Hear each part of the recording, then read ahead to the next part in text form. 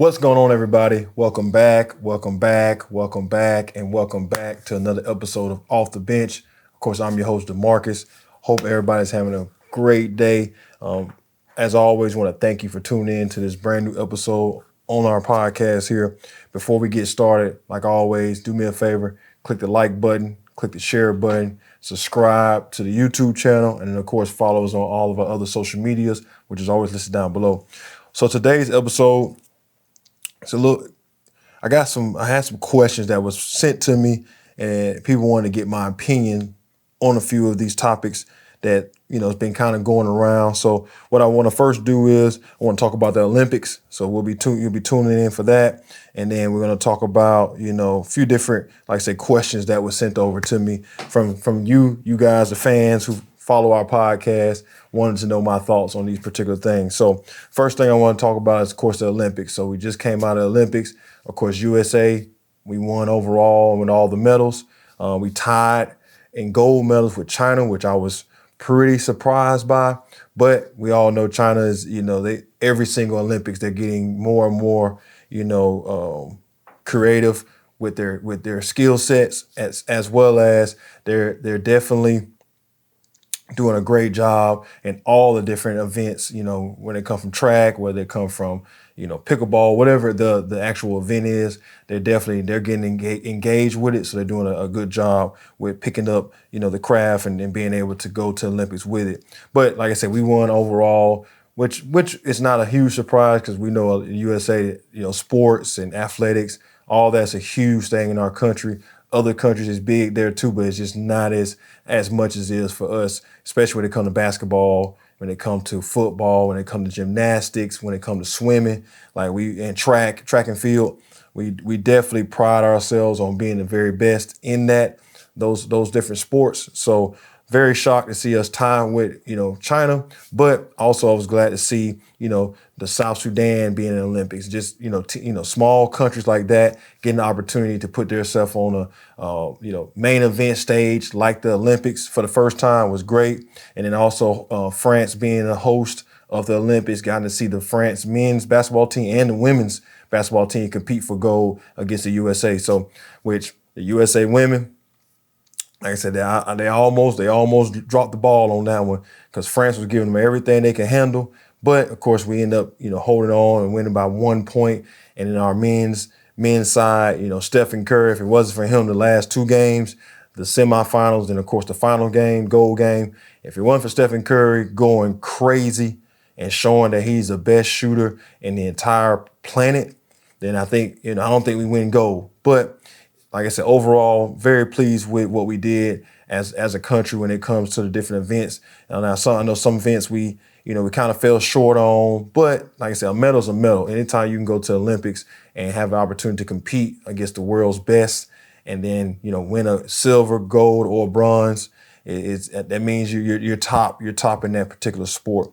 Now, I know some people might be thinking or wondering, or asking the question of, man, has the world caught up to us in regards to basketball? I would say that the world hasn't caught up completely because I think when we put our band of guys together, player for player, each one of these guys are, superstars on their own team, or they're, upcoming stars in the league, or they're Hall of Fame players, are going to be Hall of Fame players when it's all said and done. So I think when you talk about roster for roster, we just have too many pieces. But I will say that each country outside of the U.S., they definitely have guys that, are top in the world, So I think, the other countries they're definitely developing. They definitely play the game in a different style. And then, of course, with the FIBA rules, it gives the game a different element when it comes to, the ball on the rim, knock it off. You can stand in the paint. There's no 3-second in the key. So those different elements of the way they play basketball, and then of course the physicality, because they weren't really calling no foul, which for me, I enjoy watching basketball on that level, whereas, guys can go out there, play tough, play hard, and of course compete. And so the physicality is a lot different on the European FIBA side versus the NBA side. But I just think, with the guys that we have on our roster, it's just real tough to deal with. Because like I said, you got LeBron, you got Steph, you got AD, you got Ant-Man, you got Tatum, you got Derek White, Drew Holiday. I mean, when you start naming all these names of the players that we have, most countries might have one, possibly two guys that you even know their name of or know who they are. So them trying to compete with us is really hard. Like I said, but you can definitely see with the style of play, and then of course the development and the skills that these European teams have, they definitely do have that. I would say more so than a lot of our guys in our country has. And in their play style, that's what helped them stay in the game, because France played a great game in the first half. And of course, the second half, when Steph Curry went crazy, that's when we took it over and, won the gold. But I wouldn't say just yet that I would, give these other countries, the leg up on us, that they've caught up with us all the way. But they do have some guys, from Luka to Joker to the Greek Freak, to Wemby to Rudy, Patty Mills. So they have a lot of names. Bogdanovic, they have a lot of names, in their countries and these other countries that, of course, play in our NBA. And then, of course, when we go to these kind of, world events, they come up and show out too as well. So we definitely still are, I think, that the best country when it comes to basketball. And then, of course, among other sports, but basketball being our main thing that we have. And it was great to see Steph win his first gold medal. And I know LeBron, he won his fourth gold medal. So it's awesome to see those guys still be able to play, because I would think this is LeBron's last Olympics, but who knows? I mean, the guy is a phenomenal shape. And what he did in this Olympics, I mean, he looked like he was 20 years younger the way he played in each game, because he pretty much carried it low. And so it made sense for him to get the MVP of the Olympics, because he carried them all the way to that point. But Steph Curry put the nail in the coffin with his last two performances in his two games, semifinals into the gold. So I would still say that, when it comes to basketball, hands down, men's and women's, because one of the things I saw about the women which was fire. I don't know if you've seen the commercial, but they got a commercial out. They say, every 4 years, all these countries come together, for training camp, getting ready to compete for second place. I think that was a cold statement, which is true. Our women's team, they got the best in the world. And when you put them all together, that's a lot for these countries to deal with, because most of these countries, they might not even have a, WNBA player on their team, or they just don't have the talent that our women have. So I think our women definitely still have a strong hold on the Olympics when it comes to, playing and against all the other countries, and then our men as well. So now what I want to do, I want to, staying with the Olympics, one of the questions that was, sent over to me, was about Jason Tatum, because Jason Tatum had a lot of DNPs, during the Olympics. And, what the question was, what does that say about Jason Tatum? And do you think there's a revenge tour on its way in this upcoming, NBA season for Jason Tatum and Jaylen Brown? I'll start with Jaylen Brown. So I don't necessarily think that Jaylen Brown, not being on Olympic team did anything to him, because, of course, him and Nike have been kind of beefing. I ain't gonna say kind of. Him and Nike have been beefing for quite some time now, with some, some certain issues that he has with the actual company itself. So I don't think so much Jaylen is going to need to prove or try to do anything in regards to not being on an Olympic team, because still, as you can see, without him being on the team itself didn't miss a beat. Now, when it comes to Jason Tatum, I was very surprised to see him not play as much as he did. Now, granted, a lot of games they had him under control, so they really didn't need him. But it's hard to believe, NBA Finals champion, first team All NBA, and one of the only players on the roster to be first team All NBA, and to get all those DNPs. I'm not gonna say Steve Kerr was disrespecting him. I know Steve Kerr did acknowledge a lot of times of, he wants to get him in rotation, and just the way that the games were going, he just felt, best with the roster that he was putting on the floor. But like I say, Jason Tatum, you got to put him in the game. He has to play. I'm not saying he got to play all the minutes, but there were minutes for him to play in all those games, and to see him not play at all, meaning like not touch the floor, not nothing, but like I think like 1 or 2 games of the entire Olympics, it was very surprising to see. But I will say this, I think for him, because he, very professional.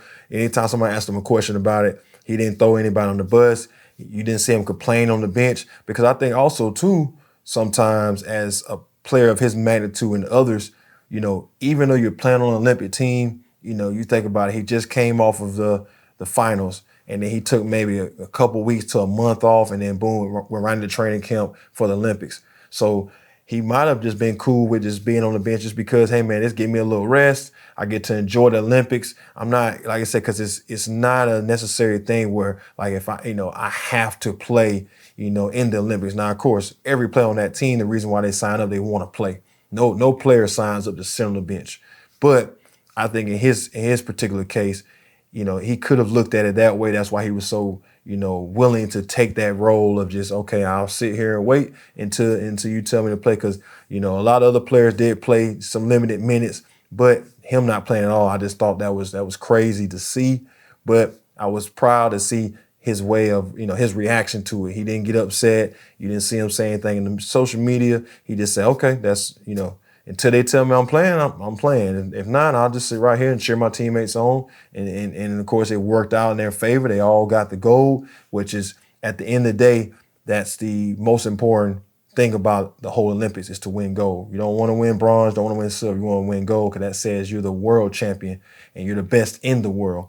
And also, too, for young folks that's looking into that whole situation, the key thing I want you to look at with Jason is he took himself out of the equation and thought about the team.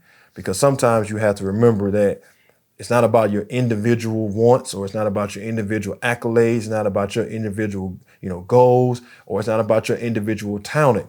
Your talent sometimes is about the whole picture of what's best for the team.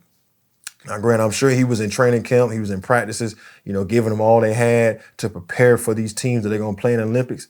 But sometimes your number is just not called because of the scheme or whatever the other teams bring to the table, where your necessary skill set might not be, needed, because, hey, what we have here is enough to handle that. Now, if for some reason they come out with something that we're not ready for, or they kind of surprise us with something, then boom, now we could throw in our ace, off the bench, little plug, shameless plug, come off the bench and actually have an opportunity to participate in the game as well. But now I think to answer the question, I don't think it's going to necessarily bother Jaylen Brown, because, hey, Jaylen Brown, I don't think if it was a big deal for him not to be on the Olympic team because of his clash with Nike. And then with Jaylen, I don't think it's gonna be a revenge tour, because I think Jason, he took that or took this Olympics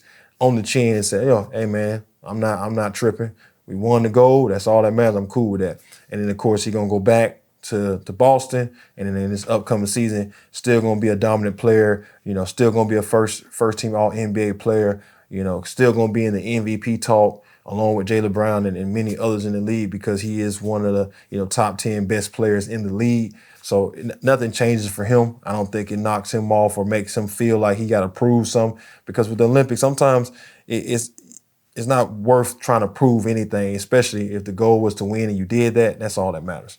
So I don't think there's a necessary, chip on his shoulder he gonna carry into this next season. But we'll see, man. With ball players, you might not say a lot, but then of course your game talks in volumes and says so much to everybody, where everybody's like, okay, so Jason came on a whole nother level this year. I guarantee that Olympics had something to do with it, to just remind everybody and reintroduce himself as, hey man, I'm one of the best guys, on the floor and of course in the NBA. So we'll have to wait and see.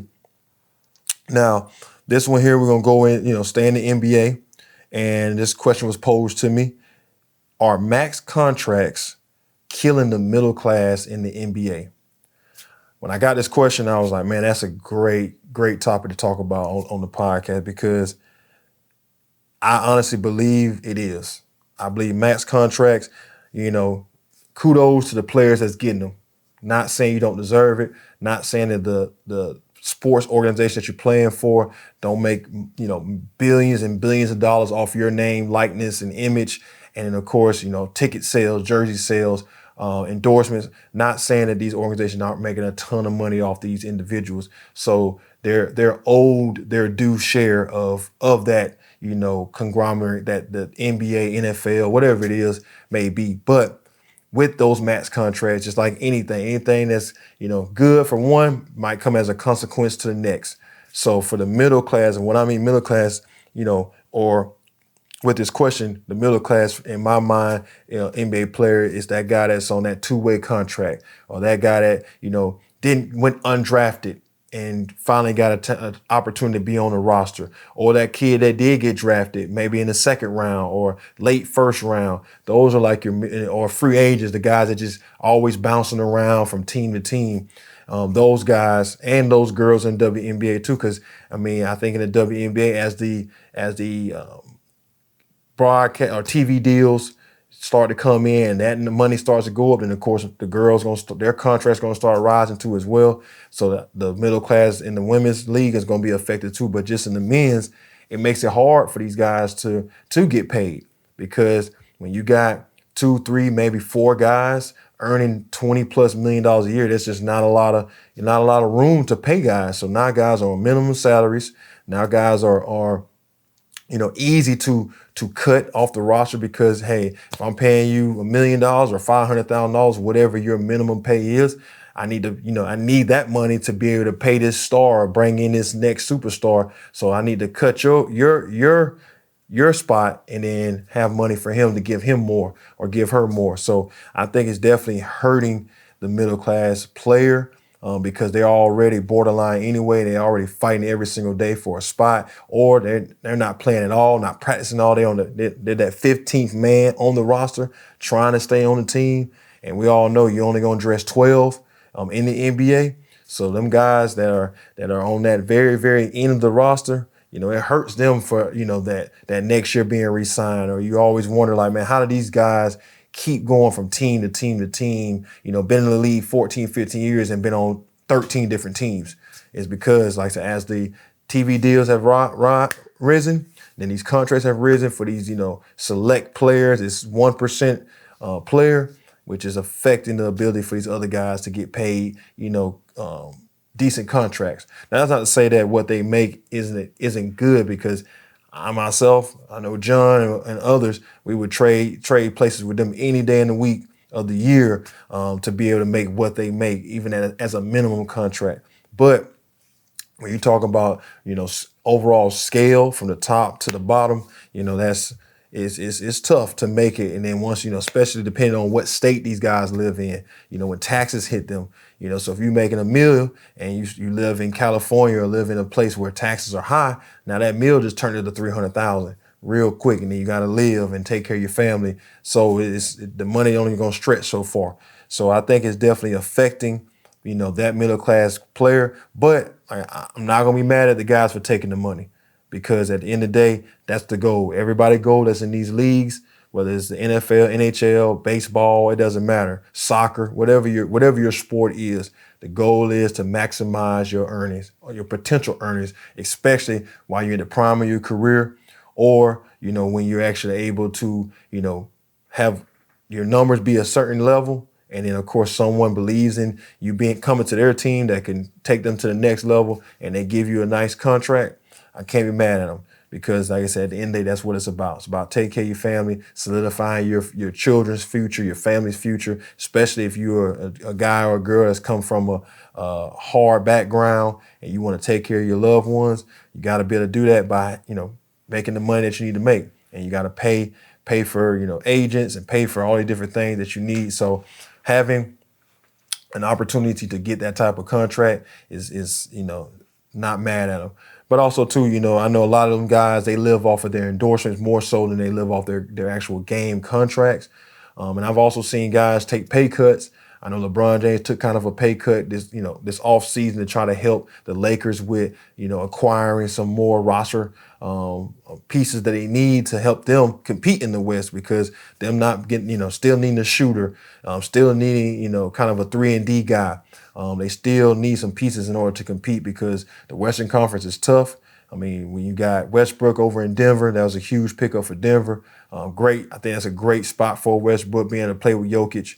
And then also play with Jamal Murray and Aaron Gordon, all them guys like that. I think Westbrook's he's gonna be huge for Denver. So when you look at the landscape of the West, it's strong. The West is gonna be tough, and the Lakers, LeBron taking that pay cut, I think is trying to help the Lakers open up the roster so they can go out and maybe get some more guys to help them compete in the West. But like I said, when it comes to those contracts, not mad at the guys for taking them, but I understand that there's a consequence which hurts the lower level players on the team. And then this was another question that was posed to me that I thought was an amazing question. This question is, are NIL deals messing up the pipeline or the talent pipeline of our youth players? And this one's an interesting one too as well, because it's tough to say, man. It's tough to say if the NIL deals are hurting the talent of the talent pipeline of youth players, simply because it's also shining a light on a lot of players, that's exposing them to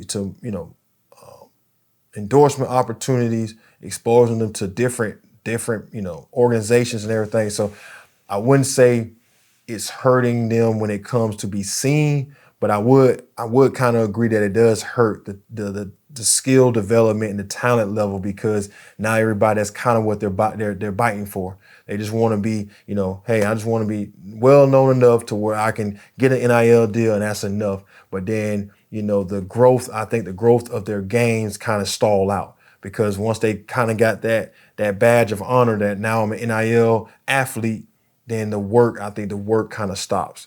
And that for a young player that needs to be focusing on, the growth, the skill development, the understanding, the X's and O's, the IQ part, you see that's been affected, because when you go to AAU, I know myself, I go to AAU tournaments all the time, and I see a lot of players with some low IQ. I see a lot of players just looking for highlight moments. I see a lot of players just looking to be seen versus looking to fit into a system, so that way they can go to the next level and then continue development, and then have an opportunity when that time comes to, transition into the professional league. So I would say that the NIL deals have made the young players feel like, okay, I gotta have it right now, and once I get it, then that's enough, because now I'm making this little bit of money off of my name and who I am and what the game I play, versus saying, okay, no, there's another level I need to elevate to. And without the NIL deal,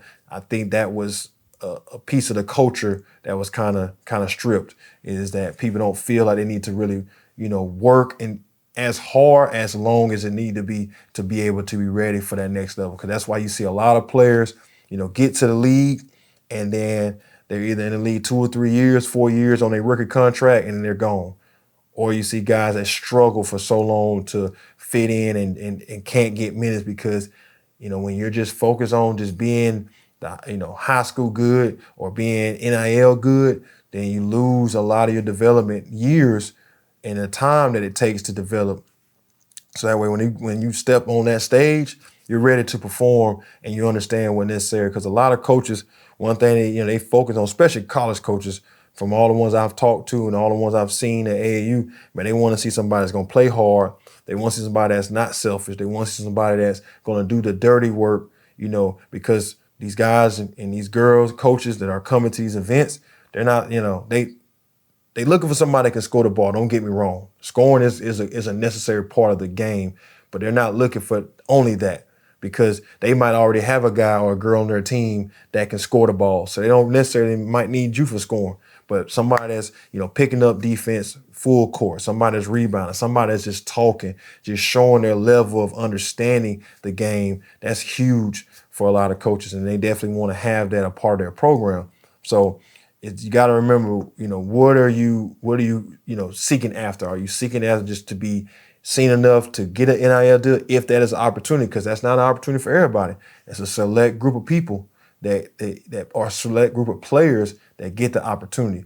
So what are you after? Are you after that? Or are you after actually developing and having an opportunity to go to school if that's what you choose? Because there are other avenues, out there when it comes to basketball at the high school. So if you want to, venture off into those different avenues, you got to be ready. You got to have your body's got to be right. Your understanding's got to be right. And then of course your development of your skills got to be there. And you just got to have that hunger that it takes, because so many NBA players, you see it online all the time, telling guys, man, who are you? And what have you done to make you feel like you've made it? And I think NIL deals sometimes gives that false identity of that I've made it versus, no, I haven't made it. I still got a lot of work to do. Let me keep going. NIL deal is nice. It is going to start bringing in some income for me, but this is not the end game for me. This is just a break point to get to the next level. So players, just keep in mind, you want to always be hungry and always want to continue to get better every single day, every single week, every single month, every single year of your basketball career, because it's a small window for a lot of players, especially when you're talking about playing basketball in the NFL and in baseball and hockey. I mean, the roster spots are a lot more. So you have a lot more opportunity. The percentages get a little bit bigger. But when you're talking about an NBA on a 15-man roster, 12 active players, so that means you're less than 1%, opportunity when you got millions of players all over the world playing, trying to get to where you're trying to get to. So just keep that in mind, that the hunger is going to matter, and then also being willing to fit a system, fit a situation, not have the situation try to fit what you do. So. All right. Now let's transition into the NFL. So the Jets traded for Hassan Reddick from the Philadelphia Eagles. Now, the reason why I bring it up, because the question that was posed to me was, were the Jets foolish for trading for him? And also, were they foolish for thinking that he would play without a contract or a new contract? Because one of the biggest reasons why Philadelphia got rid of him, because he wanted a new contract. So I don't know what type of conversation the Jets and Hassan's representatives had, but I'm sure that he made it very clear that, hey, man, I want out of Philly because they don't want to give me my money. So if the Jets want me, let them know I want my money. And then, of course, going into training camp, they ain't paid him. They don't look like they want to pay him. And he's not playing. He's not showing up. So I would say the Jets are definitely foolish for making that trade, thinking that they was going to, swindle him into, playing without a contract, or convince him. Because these guys in the NFL, just like I was just saying, the window is very small to make the most money you can in this league.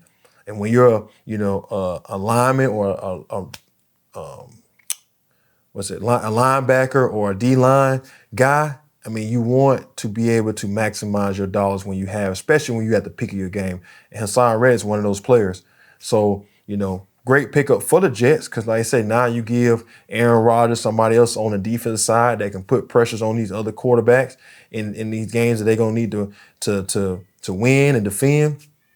But to think that you can bring somebody in that is, openly asking for a contract, and then you think you're going to bring him in there and he's just going to play for free or play on the last year of his old contract, which is his last minimum pay that he's going to receive. And, these guys want to get paid. Brandon Ayuk, he wants to get paid. I mean, it makes no sense to me that these teams think that guys should just play, the CeeDee Lambs of the world, that they should just play without a new contract on the table, or even a conversation that is leaning towards the right number on the dotted line. I know Dak Prescott has come out and said, hey, man, I'm going to play my last year of my contract, and then whatever happens at the end happens at the end. The difference between him and these other guys, like, yeah, this your last year in the contract, but you're going to make, north of $30 million. That's a whole lot different than somebody that's coming off their last year of their deal when they're going to make 4 million or they're going to make 5 million, or they might even make $2 million. That's a big difference from what Dak's talking about. So yeah, if I was Dak in his position, absolutely. I got 1 year left on my 4-year contract. I'm going to take this 30 million. I'm going to ball out. And then if they want to keep me, I'll stay here. If they don't, I'll move on to somewhere else.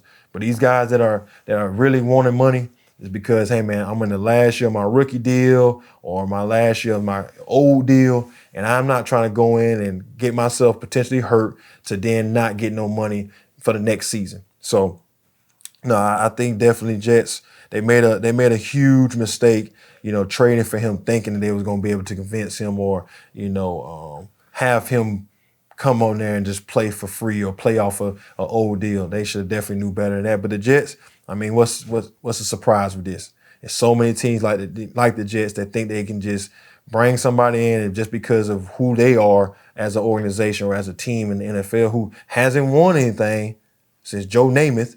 But yet, you think when somebody puts on your uniform, they just supposed to just be happy with being on a team. Nah, I just got traded from a team that's going to the Super Bowl, here recently. And the only reason why I left them is because they wouldn't pay me.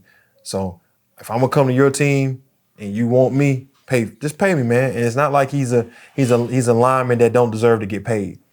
He's one of the top guys in the league. So the Jets, they're gonna mess around and lose him, which is gonna be bad for them. But like I said, that's just another moment of the Jets making a huge mistake or making a choice that has a huge consequence in the end, which is going to affect their team overall. But no, I think that situation is wild to me that they would even go down that path and not be prepared to have a contract already written up and ready to go that would suffice to make him happy and want to stay there. Now, I know he's been talking about, hey, if they don't want to pay me, trade me again. I don't know if Jets going to trade him to someone else. I think they probably still hang on to him, but they're still in negotiating stage. So hopefully they can come together on a number, and the man can be happy and he can stay there in New York and have a great season and see what happens. But like I said, in these other situations, the Brandon Ayuk, I know there's talks of him possibly being traded to the Pittsburgh Steelers, which is a great segue into what's going on with Pittsburgh. They in some trouble, y'all. Russell Wilson. I don't know, man. I don't know what's happened to him. But Russell Wilson, he doesn't look good with the Pittsburgh Steelers. Now, granted, it's preseason. I don't really hold a lot of weight on preseason games. But one thing I do hold weight on is just how the player looks with the team, how the player commands, the team, how the leadership of the player. And what I've noticed that Justin Fields, he kind of fits better with the offense that they're trying to run in Pittsburgh. But of course, you want Russell because of his experience, because of his ability to lead. But I don't know, man. They in some trouble in Pittsburgh. I just don't know. I mean, like I say, when Justin was with Chicago, I felt like they didn't give him not a fair opportunity. They didn't give him any type of opportunity to be able to be successful with the team that they put on the field with him. Now, granted, if he had the same thing that Caleb Williams is going to walk into, I think Justin Fields would have probably performed a lot better. He wouldn't have felt the need to run as much because if you watch Justin Fields in his college career, the man could throw the ball. Let's not act like he can't throw the ball because everybody was doing the same thing that Jalen Hurts. When Jalen Hurts went from Alabama, and then he ended up going to Oklahoma, and they're like, oh, snap, he could throw the ball. And he came into the league, and they say the same thing, oh, he can't throw the ball. And all of a sudden, you actually watch him play, and you put some weapons around him, he can throw the ball. So I think with Justin, same thing. If he's in the right situation with the right roster, the right talent, the right pieces, and he don't have to put all the pressure on him to be the offense, then I think, he will have a better career or a better season. But right now with Pittsburgh, it doesn't look good for him. I don't know which direction they're gonna go, but I will tell you, I love Mike Tomlin. His answers on every podium that he talks on when it comes to those guys. He don't box himself into a corner, which you're supposed to do as a coach, especially somebody that's been there as long as he has and been a Super Bowl champion, been in the playoffs pretty much his whole entire career, never not missed the playoffs. So he's definitely saying the right things, but I know for him it's a struggle because, you want Russell to be the starter because of his overall career and his experience. But then you look at Justin, it's like, okay, he's got that up and coming talent like all the rest of the landscape. You know, you look at the dual threat quarterback in across the NFL. They're having, starting to really have success, and most of your best teams have that type of quarterback. So I understand Pittsburgh like looking at him a little bit more because they're trying to develop him, and I think he's with the right coach. I don't know if they have the right pieces around him just yet to be able to be that effective player that they want him to be. But we'll have to wait and see. But yeah, it's definitely going to be a struggle this year for Pittsburgh. But hopefully they can get together. But I'm excited for football. I think, NFL, every time it comes around, everybody misses it. I know myself, I do. I'm gonna be doing some fantasy football leagues, of course. And if you want me to join your league, comment down below. Let me know what league you're gonna be in, whether you're doing Yahoo or you're doing ESPN. Hey man, I'll join your league. I'll play in it. So, but I love fantasy football when it comes around. It's a great time. I'm in 4 leagues right now, so I'm excited for that. But no, I think, what's going on with some teams. It's going to be interesting, man. It's going to be a very, very interesting year. I'm excited to see, these rookies and what they're able to do. Shout out to JJ McCarty because he messed him. I think he tore his tore his knee up and had to have surgery, and he's done for the season. So it just sucks, man. You come off of winning the national championship to then getting drafted, potentially going to be the starter in Minnesota, and then all of a sudden, torn meniscus, have a torn meniscus, and then have to have surgery, which they thought was going to be something minor that he can come back from this year, but actually they got in there and saw it was a lot more damage than they thought. And unfortunately, man, he's going to miss his rookie season. But I think he's going to bounce back from it because he was playing lights out with Minnesota. But I think Sam Darnold's going to be there, probably end up being their starter there. But and that's another reason why, like I say, preseason, it sucks because you have those moments where these guys get hurt. But in football in general, it's every time you lace up the cleats, every time you walk on the field, every time you play the game, there's a potential of getting hurt. So you can't really avoid it 100%, but it always just sucks to see these young guys, that was going to come in and have an opportunity to really make an impact with their team that drafted them and then not be able to have the opportunity. It's just sad to see. But I just want to thank y'all again for tuning into this episode. Man, those were some great, great questions. So I had to bring those topics into the play. So make sure, keep bringing them to me. Keep sending them to me on Instagram, TikTok, Facebook, on our Facebook page, and of course, comment down here on our YouTube channel. Continue to throw those comments, throw those questions, because man, it gives me good things to bring to talk to you guys about. So as always, want to thank you for tuning in. Make sure before you leave, you comment down below. Let us know what you thought about today's episode, and we'll do our very, very best to implement on the next episodes. And of course, like, subscribe, share, follow us on all of our social media platforms, which is always listed down below. But until then, y'all have a great day. We'll see you on the next one. Peace.